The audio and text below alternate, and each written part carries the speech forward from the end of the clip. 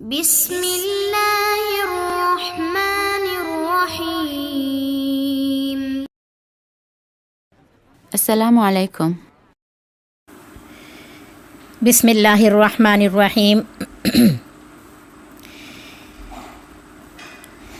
نحمده ونصلی علی رسولہ الکریم، اما بعد فاعوذ باللہ من الشیطان الرجیم، بسم اللہ الرحمن الرحیم۔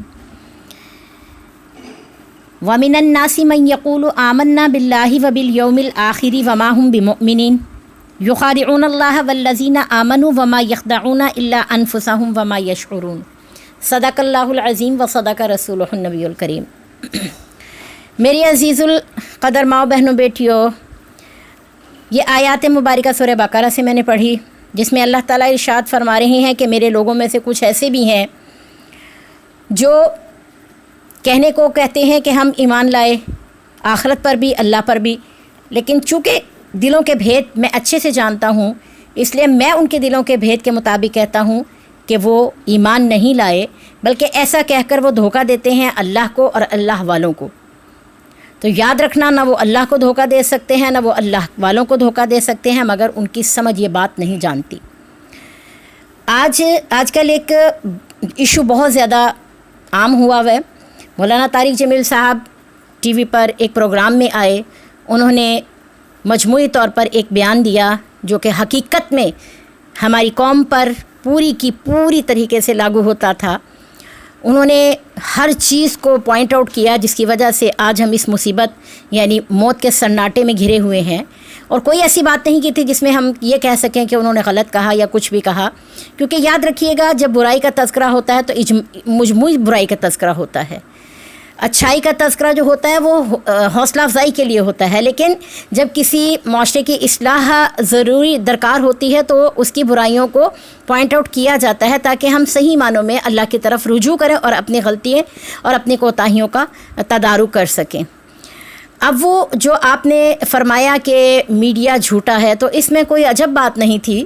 یہ تو کھلی کتاب کی طرح ہے کہ جب بھی میڈیا پر کوئی بات چلتی ہے تو اندر سے کچھ اور ہی نکلتا ہے، اور کوئی بھی بات مستند نہیں ہوتی جس کے بارے میں کہا جائے کہ ہاں یہ ایک حقیقت ہے یا یہ ایک بات ہے۔ جب بھی میڈیا سے کوئی ہنگامی خبر ملی ہے، اس نے انتشار پھیلایا، اس نے شور مچایا، اس نے افواہ پھیلائی، لیکن حقیقت میں وہ ہوتا ایسا کچھ نہیں ہے۔ بعد میں پتہ چلتا ہے کہ یہ سب ایک ملی بھگت تھی، ایک سازش تھی، یا ایک TPR کا یا ایک ریٹنگ کا چکر تھا۔ تو اللہ تعالیٰ ان مصیبتوں سے ہمیں بچا کے رکھے۔ تو حقیقت میں میڈیا جو ہے وہ جھوٹا ہے، صرف پاکستان کا نہیں پوری دنیا کا جھوٹا ہے، اس میں کوئی دو رائے نہیں ہے۔ دوسری بات فحاشی اور عریانی کی بات، تو اس میں مولانا صاحب کی طرف تو رجوع کرنا ہی نہیں چاہیے۔ یہ تو ٹی وی کھول کر دیکھ لیجیے، اب رمضان میں دیکھ لیجیے، اتنے مقدس مہینے میں اور ایسی کڑے وقت کڑے حالات میں جب موت ہمارے سروں پر سائے کیے ہوئے ہے، کب کس کو کیا ہو جائے کوئی پتہ نہیں ہے۔ موت ہماری گلیوں میں گردش کر رہی ہے، اور ٹی وی کے حالات دیکھ لیجیے کیا ہے۔ عورتیں کس طرح سج سنور کر آ کر اپنے آپ کو پیش کر رہی ہیں، مردوں کے ساتھ شانہ بشانہ بیٹھی ہوئی ہیں، اور دین کی بات کر رہی ہیں، جبکہ اللہ تعالیٰ نے مرد اور عورت کا مل کر بیٹھنا یا مل کر اس طرح کے مطلب کہ محفل میں شامل ہونا ہی منع کیا ہے۔ دین کو صحیح معنوں میں سمجھو تو صحیح، جانیے تو صحیح۔ دین کو نہیں سمجھنا، دین کو نہیں جانا، شور شرابہ یہ ہو گیا وہ ہو گیا ایسا ہو گیا ویسا ہو گیا۔ جو اللہ کی بات ہے نا وہ دل پر اثر رکھنے کے لیے ہے، اللہ کی بات کو سمجھنا ہے، اللہ کی بات کو دیکھنا ہے، اور پھر اس کے مطابق ہم نے خود کو پرکھنا ہے، اپنے آپ کو ہم نے درست راستے پر لے کر جانا ہے۔ اس لیے اللہ تعالیٰ کا حکم، اس لیے نہیں ہے کہ تمہیں سنایا جائے اور تم ایک دم بدک جاؤ اور تم شور شرابہ کر لو، تمہاری دم پر پاؤں آ گیا، یہ ہو گیا وہ ہو گیا۔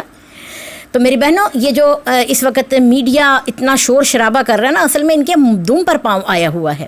ان کے گھروں کی عورتیں، ان کے گھروں کے سب افراد جو ہیں وہ اسی میڈیا سے جڑے ہوئے ہیں، ان کی روزی روٹی اسی طرح چلتی ہے، فحاشی، عریانی، بے حیائی، جھوٹ، نفرت اور اس طرح کے معاملات سے۔ مجھے ایک ایکٹر سے ملنے کا موقع ملا، میں نے اس سے پوچھا کہ کوئی ایسی بات بتائیں جو میرے لیے میڈیا کے حوالے سے نہیں ہو، تو اس نے کہا کہ باجی میں آپ کو صحیح بات بتاؤں، ٹی وی جو ہے وہ جو ٹی وی یا ہماری جو ثقافت ہے، یہ ڈرامائزم ہے، اس میں سچی نفرت اور جھوٹی محبت سکھائی جاتی ہے۔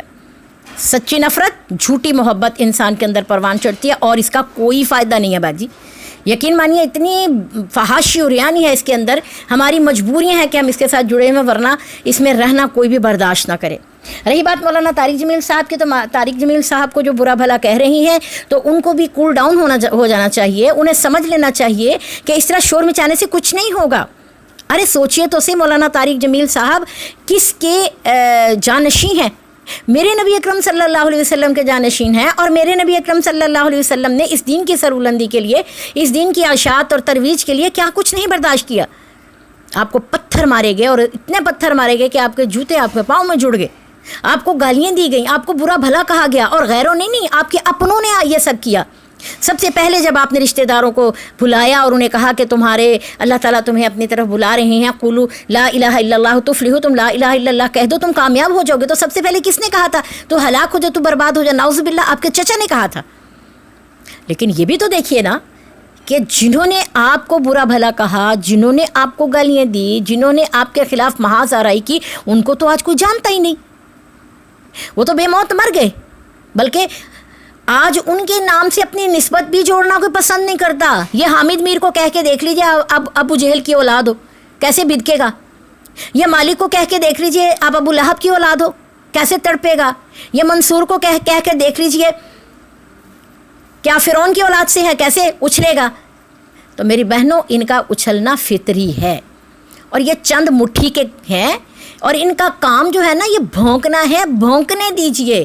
یہ ہمارے کسی عالم کو کچھ نہیں کہہ سکیں گے، بلکہ جوں یہ بھونکیں گے ہمارے علماء کے درجے بلند سے بلند، بلند سے بلند ہوتے چلے جائیں گے۔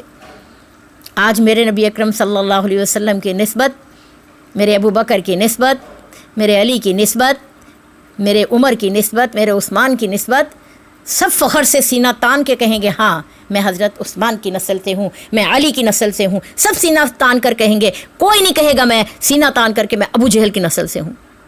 تو ابو جہل کی نسل چلے گی تا قیامت چلے گی، ان کو ان کے حال پر چھوڑ دیجئے، ان کی پرواہ نہ کیجئے، ان کے چہروں کے زاویے نہ دیکھیے، ان کی خجالتیں خباستیں نہ دیکھیے، ان کی ضلالتیں نہ دیکھیے۔ یہ تو پیسے کے اتنے بھوکے ہیں کہ اگر پیسے کی خاطر ان کو اپنی سگی اولاد بھی اگر ان کو کسی کے آگے پیش کرنی پڑے یہ کر دیں گے، تو یہ کسی کے سگے نہیں ہیں۔